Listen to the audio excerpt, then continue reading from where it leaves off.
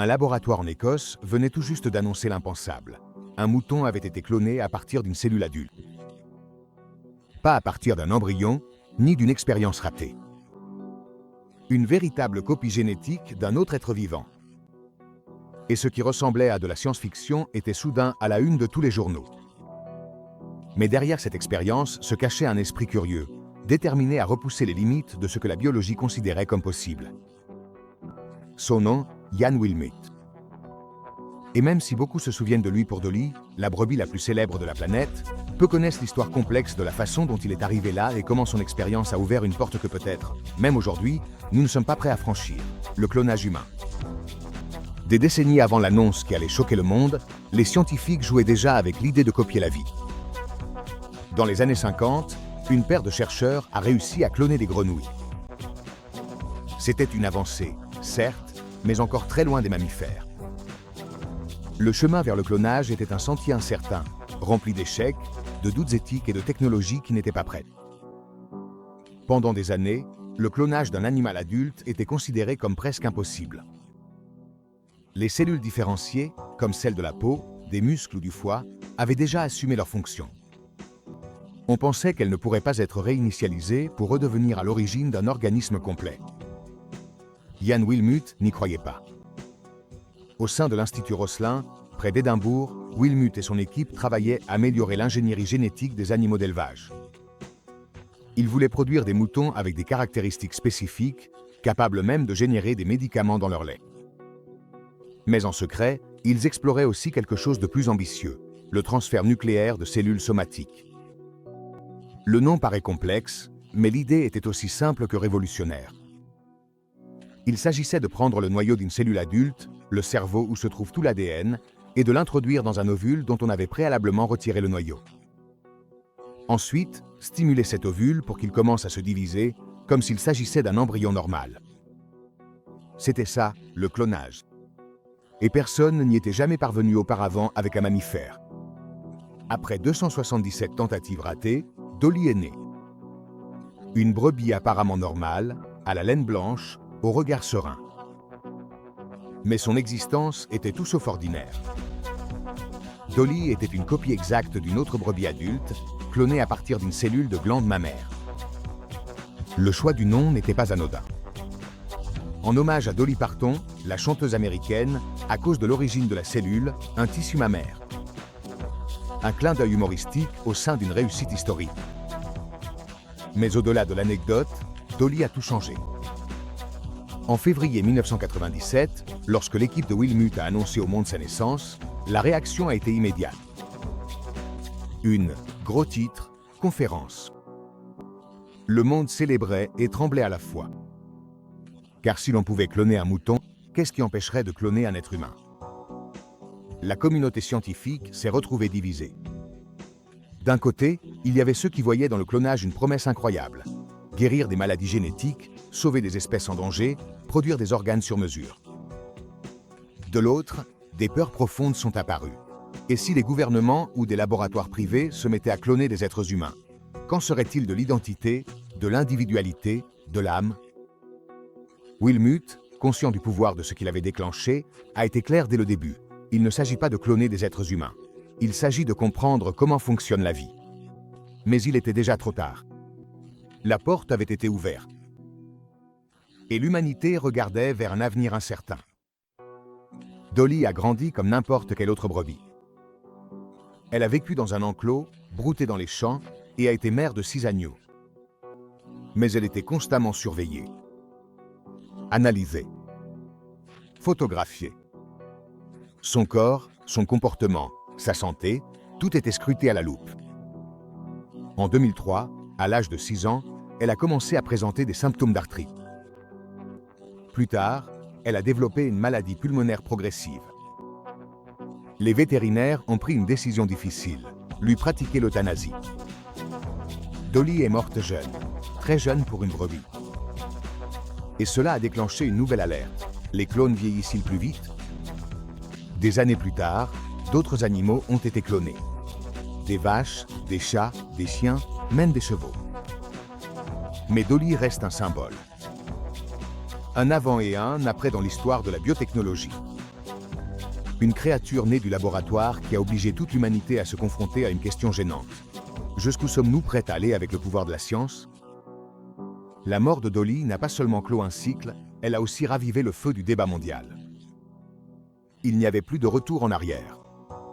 La clonage n'était plus seulement une possibilité théorique.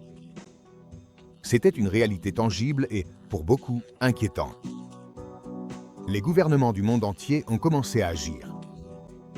Certaines nations se sont empressées d'interdire toute expérience pouvant impliquer la clonage humain. D'autres ont promulgué des lois plus larges, réglementant toute forme de manipulation génétique. Mais il y avait quelque chose que ces lois ne pouvaient pas freiner, l'imagination humaine. Pendant que le monde débattait des limites et des frontières éthiques, certains rêvaient au-delà. Sectes, scientifiques radicaux, personnalités médiatiques. Tous voyaient en Dolly non pas une fin, mais un point de départ.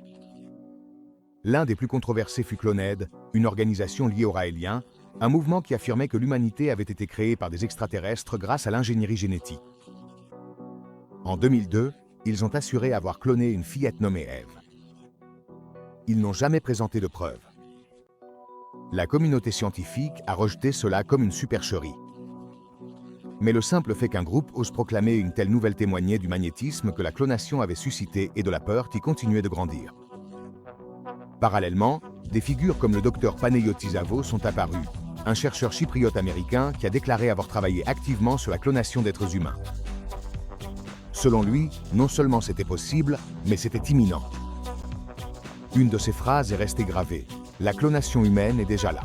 La question n'est pas de savoir si c'est possible, mais quand nous accepterons qu'elle se fasse. La communauté scientifique l'a qualifié de téméraire, mais sa présence dans les médias ravivait un vieux fantasme, la possibilité de vaincre la mort. Imagine un instant que quelqu'un perde un être cher et qu'on lui propose de le ramener. Est-ce un réconfort ou une façon de profaner le mystère de la vie? Cette tension entre le progrès scientifique et les dilemmes éthiques a toujours existé dans toute l'histoire moderne, mais avec Dolly, elle a atteint une nouvelle dimension. Car, pour la première fois, il ne s'agissait pas d'une théorie philosophique ni d'une expérience de laboratoire abstraite. C'était une brebis réelle, vivante. Et derrière elle, la menace ou la promesse de répliquer un être humain. Jan Wilmuth n'a jamais voulu aller aussi loin. En fait, après le succès avec Dolly, il a commencé à s'exprimer ouvertement contre le clonage humain. Il est devenu un défenseur du clonage thérapeutique, celui qui vise à régénérer des organes ou des tissus sans créer un individu complet. Pour Wilmuth, la véritable valeur résidait dans la médecine régénérative. La possibilité d'utiliser des cellules souches pour soigner des maladies neurodégénératives comme la maladie de Parkinson ou pour reconstruire des organes sans dépendre des dons. Et même si sa vision était plus prudente, il savait qu'il avait déclenché quelque chose d'impossible à arrêter.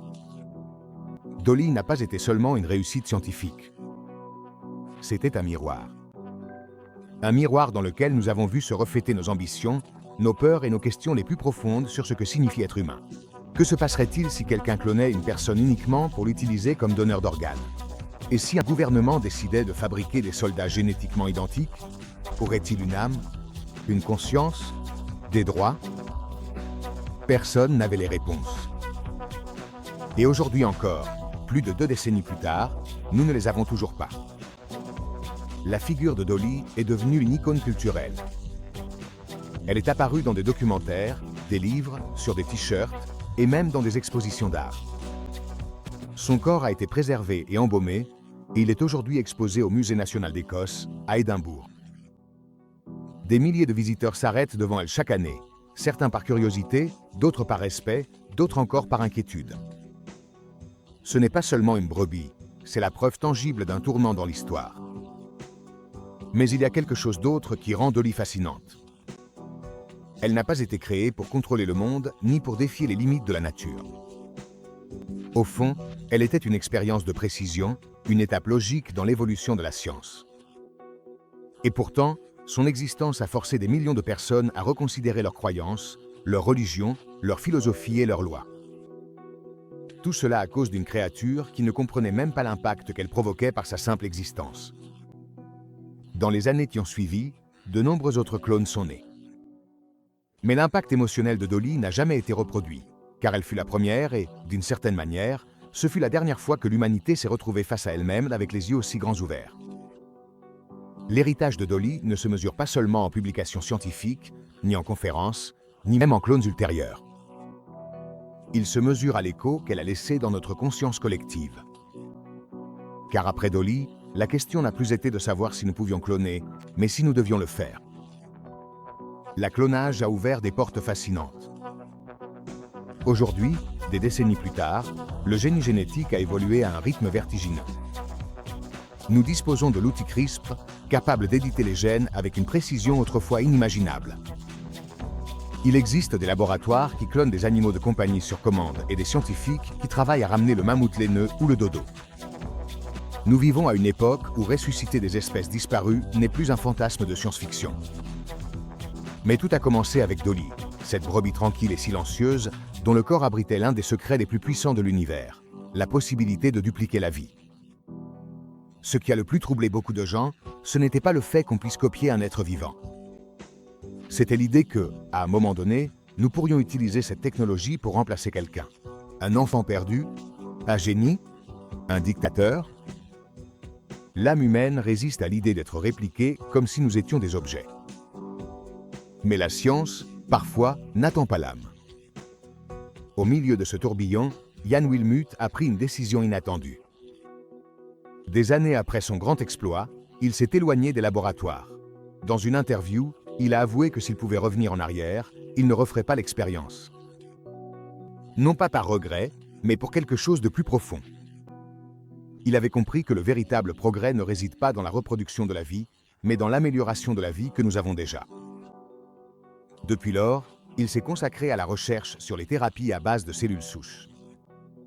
Il ne cherchait plus à créer de nouvelles créatures, mais à soigner celles qui existent déjà. Ce changement de cap est peut-être la leçon la plus puissante que Dolly nous ait laissée. En 2018, Wilmuth a révélé qu'on lui avait diagnostiqué la maladie de Parkinson. Et au lieu de se cacher, il a utilisé sa voix pour défendre la recherche sur les cellules souches. Ironiquement, sa propre santé dépendait des avancées scientifiques qu'il avait lui-même encouragées, mais cette fois-ci, non pas en tant que pionnier, mais en tant que patient. La science qui avait autrefois bouleversé le monde devenait désormais son espoir personnel. Un cercle parfait et douloureux. Dolly était unique. Et pas parce qu'elle avait été clonée, mais parce qu'elle a lancé une conversation mondiale qui reste plus vivante que jamais. Aujourd'hui, nous n'avons toujours pas toutes les réponses. Est-il moral de cloner des animaux pour nourrir le monde? Devrait-on ramener à la vie des espèces disparues?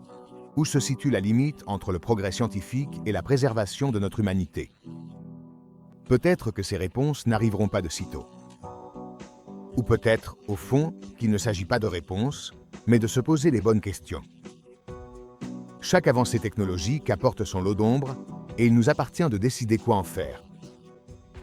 Dolly était une création de laboratoire, certes, mais elle était aussi un symbole, un phare dans la brume de l'inconnu.